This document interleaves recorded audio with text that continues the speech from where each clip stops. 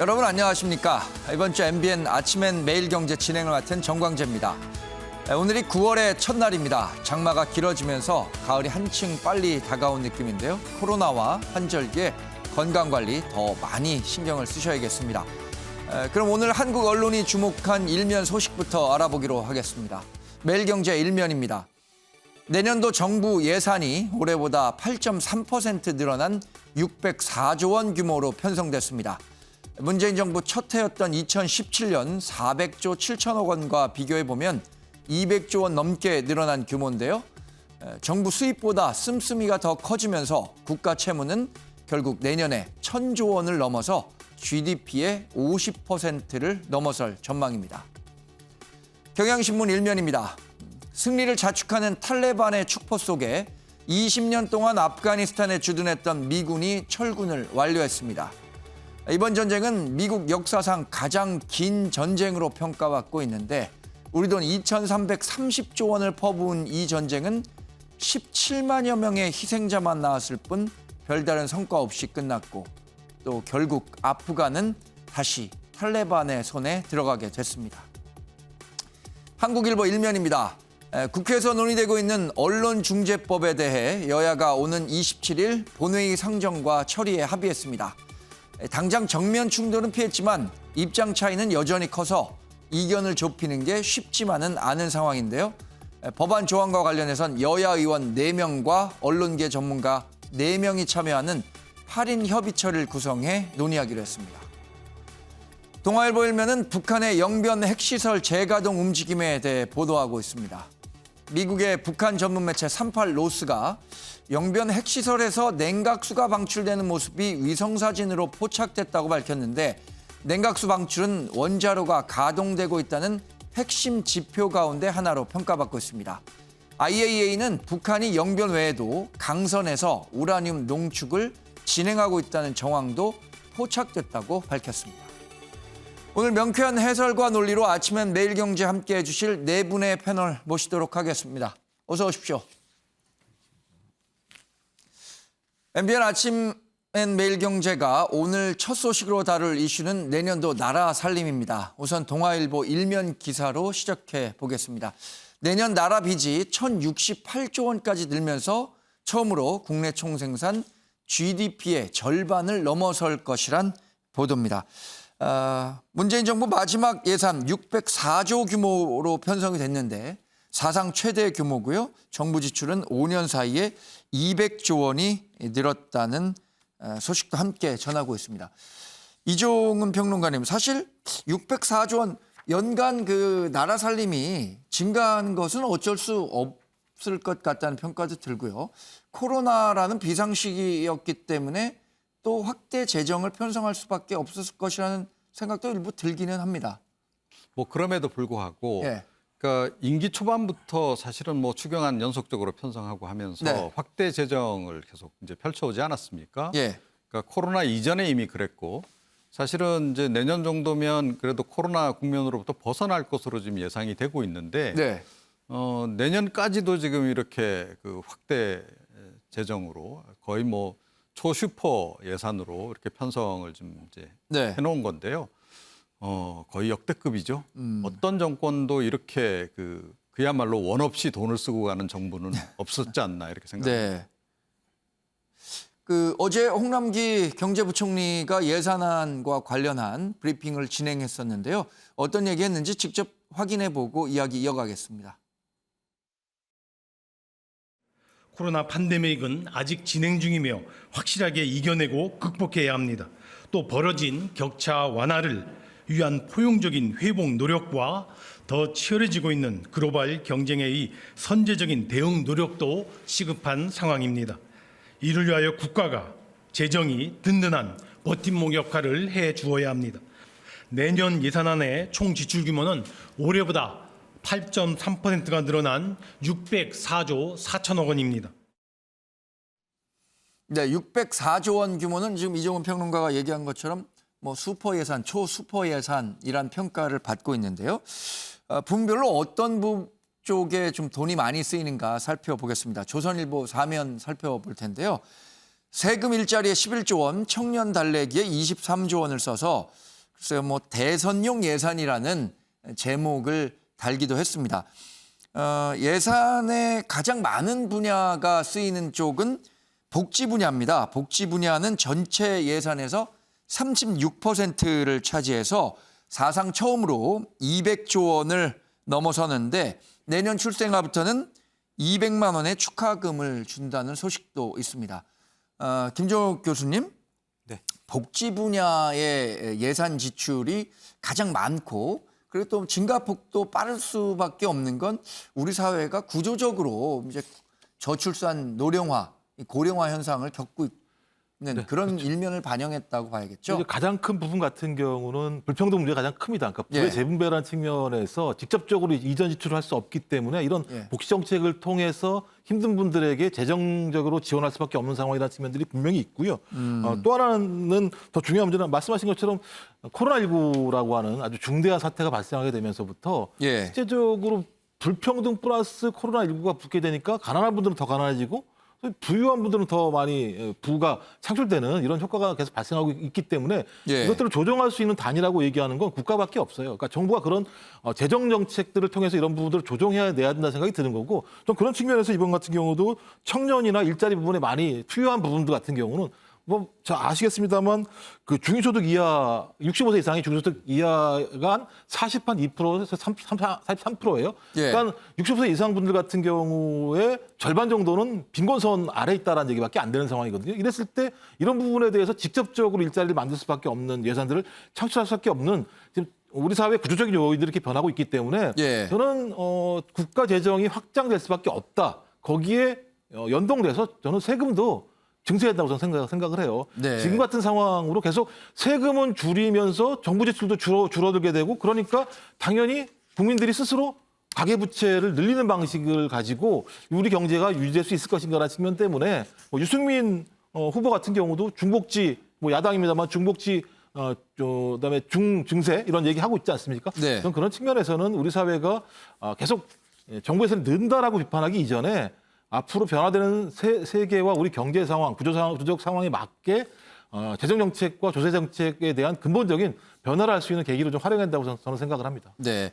함께 살펴봐야 할 부분이 이제 이렇게 확대 재정을 하고 또 국세 수입보다는 지출이 많은 적자 재정을 편성하면서 우리나라의 국가 채무가 증가할 수밖에 없다는 소식이겠죠. 조선일보 오면 같이 살펴보겠습니다.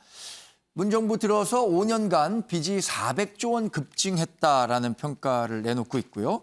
400조 원이니까 우리나라 인구가 대략 뭐 5천만 명 이렇게 치면 1인당 빚도 처음으로 2천만 원을 넘게 된다는 소식입니다. 조대진 변호사님, 이 슈퍼 예산을 편성하는 것까지는 좋은데 세금을 그만큼 걷지 못하니까 국가 채무는 증가할 수밖에 없잖아요. 이 부분은 우리가 어느 정도까지 감내해야 할까요? 일단 뭐 조세가 국가 채무가 늘어나고 있기 때문에 세금을 늘려야 될 필요성은 또 분명히 있는데요. 네. 어쨌든 지금 아까도 앞에서 그 평론가분들이 말씀을 해주셨지만 코로나라는 이런 여러 상황들 그리고 또 뭐 그 국가 경제 국제 경제에 관련된 문제들 때문에 국가 채무가 늘어날 수밖에 없는 그런 상황들인데요. 네. 어쨌든 이런 상황들에 있어서 진행이 되다 보면 개인당 채무도 늘어날 수밖에 없는 상황이고 그런 상황에서 이런 부분들을 보완하기 위해서 세금을 또 늘려야 되는 그런 필요성도 있기 때문에 네. 그 세금을 늘리는 부분에 대해서도 적극적으로 고려를 해야 될 필요는 있지만 이 세금을 또 늘리다 보면 또 국민들 생활이 또 팍팍해지는 부분들이 그렇죠. 있거든요. 그러니까 이런 부분들을 조금 또 심도 있게 좀 이렇게 좀 살펴봐야 될 부분도 있다고 보여집니다. 네. 네. 김종욱 교수님께서 말씀하신 것처럼 우리나라의 세금 부담률이 좀 지속적으로 좀 높아졌다라고 하는 것도 지표를 통해서 확인할 수 있었는데요. 세금이 늘면서 내년 조세 부담률이 20.7%, 사상 처음으로 20%를 넘어설 것으로 정부가 추산을 하고 있습니다. 매일경제 4면으로 넘어가겠습니다. 전체적으로 세금이 증가하고 있는데 가장 많이 증가하는 건 부동산 관련 세금인 것 같아요. 매일경제 4면에서는 부동산 값은 잡겠다고 했지만 그런데 종부세가 30%더 거칠 것이다라고 정부는 추산을 하고 있습니다. 김재섭 평론가님, 최근에 이 종부세 관련해서는 부과 기준을 어떻게 조정해야 하는지를 두고 국회에서 논의가 한창 진행되다가 결국엔 공시가 11억 원으로 확정이 됐잖아요. 그럼에도 불구하고 종부세는 큰 폭으로 증가하게 되는 거죠. 뭐 원체 그 부동산 값이 폭등했기 때문에 예. 그에 따른 세금이 늘어나는 것은 너무 뭐 당연한 일인 것인데요. 저는 그 예를 들면 많은 세금을 걷어서 그것이 적절하게 그다음에 뭐 불평등을 해소하는데 잘 쓰인다고 하면 예. 거기에 대해서 뭐 얼마든지 동의를 할 수가 있는 부분인데 사실 우리가 전국민 재난지원금과 관련돼서도 과연 이것이 불평등을 해결할 수 있느냐, 그다음에 특히 이제 피해를 많이 입은 자영업자들한테 너무 불평등하게 돌아가는 것이 아니냐는 지적이 계속 있었습니다. 그럼에도 불구하고 거의 대부분의 국민들에게 재난지원금을 지급하기로 결정이 되고 그에 대해서 또 진행이 되고 있지 않습니까? 아까 말씀드린 대로 이것이 잘 쓰이고 필요한 곳에 잘 쓰인다고 하면 거기에서 누가 반대하겠습니까? 그리고 결과적으로도 원래 이제 국가 채무가 증가하고 국가가 쓰는 복지 비용이 늘어나는 것도 전 세계적인 추세인 것도 동의를 하지만 네. 문재인 대통령께서 6년 전에 박근혜 정부를 향해서 비판했던 내용을 우리 다시 상기해 볼 필요가 있을 것 같은데요. 당시 이제 6년 전에 문재인 대통령이 박근혜 정부를 향해서 너무 많은 이 빚을 지는 거 아니냐. 네. GDP 대비 40%가 마지노선이다 이런 말씀을 하셨었거든요. 네. 지금 이제 50%가 넘어가서 이제 60%를 향해 가고 있습니다. 예. 문재인 정부 그러니까 문재인 대통령 스스로도 40%를 마지노선으로 6년 전에 생각했는데 과연 그 정도 60%까지 육박할 만큼 부채를 많이 져야 될 절실한 필요성이 있는지에 대해서는 당연히 저희가 의문을 가질 수밖에 없고요. 네. 특히 이제 이 부채 비율에 있어서 이제 민주당 특히 이제 그 문재인 정부에서 많이 말씀을 하시는 게 OECD 평균 말씀을 많이 하시는데 OECD와 우리나라는 이 부채 비율을 산정하는 방식이 조금 다릅니다. 네. 개발도상국의 어떤 잔존 시스템들이 우리나라에 많이 남아 있어서 OECD만 갖고 비교를 하기에는 우리나라 국가 채무가 증가한 속도가 대단히 빠르고 크기 때문에 당연히 경계심을 갖고 지켜봐야 된다. 저는 그렇게 생각합니다. 네.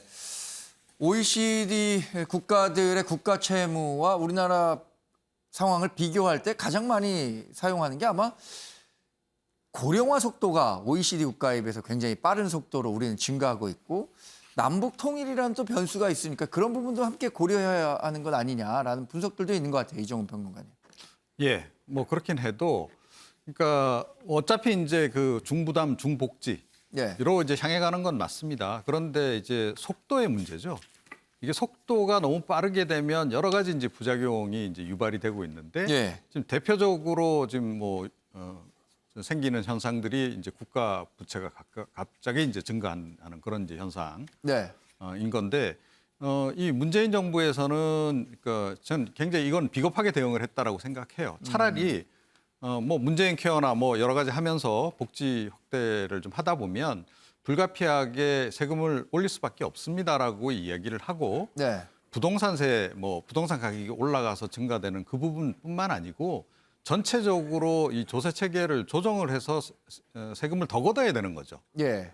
그런데 이제 그 부분은 또 이제 인기가 좀 떨어지는 정책이니까 쓰지 않고 돈을 써서 여러 가지 혜택 주는 것 이거는 또 인기를 얻는 정책이니까 이 부분만 집중적으로 지금 어떻게 보면 편식을 좀 한 거예요. 예. 그 결과 단기간에 이렇게 국가 부채가 이제 증가하는 그런 현상이 빚어졌는데 이거는 불가피하게 뭐 재정 악화뿐만 아니고 사실은 지금 최근에 물가가 살인적으로 지금 상승하고 있는데요.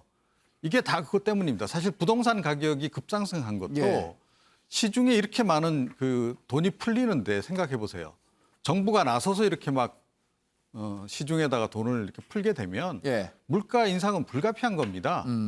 그런데 그런 부작용 부분은 어떻게 보면 좀 외면하고 너무 한쪽으로만 지금 이렇게 이 공급 위주로만 돈을 풀고 있는 것 이거는 좀 문재인 정부 끝나고 난 뒤가 지금 더 문제가 아닌가. 네. 결국은 미래 세대에게 부담을 다 쥐어주는 거 아니겠습니까?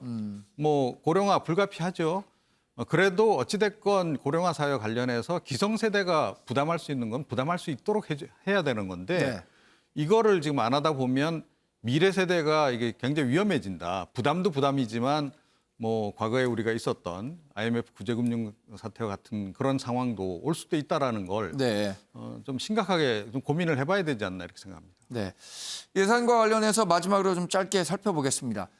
코로나19 사태가 장기화되면서 뭐 백신 문제들 이렇게 아직 해결되지 않고 있는데 경향신문 오면 보면요.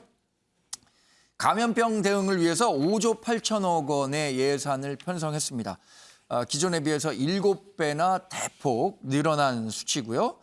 백신 구입비를 2조 6천억 원 배정했습니다. 현재 백신 물량과 관련해서는 뭐 좀 이견이 있습니다만 여전히 좀 부족하다는 인식이 많아서인지 9천만 회분을 추가 확보한다는 계획도 함께 세워뒀습니다.